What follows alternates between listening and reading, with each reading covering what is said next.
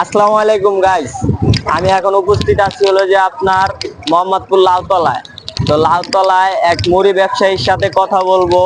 আসেন মুড়ি ব্যবসায়ীর সাথে কথা বলি। এদিকে আসেন। আসসালামু আলাইকুম কাকা। ওয়ালাইকুম সালাম। কেমন আছেন কাকা? হ্যাঁ, ভালো আলহামদুলিল্লাহ। আপনার নাম কি কাকা? আব্দুল মালেক। আব্দুল মালেক। আপনি এখানে যে মুড়ি ব্যবসা করতেছেন নাকি? হ্যাঁ, মুড়ি ব্যবসা করি।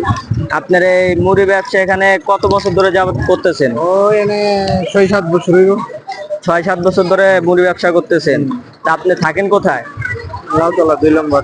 লাউতলা চাঁদুরদাম 2 নম্বর। চাতুর্ধাম 2 নম্বর থাকেন। তা আপনার এই যে মুড়ি ব্যবসা করেন, আপনার এই মুড়ি ব্যবসা দিয়ে আপনার সংসার চলে? চলে চলে।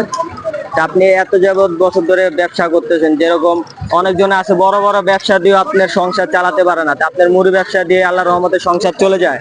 আল্লাহর মধ্যে চলে যায়। সংসার চলে যায়।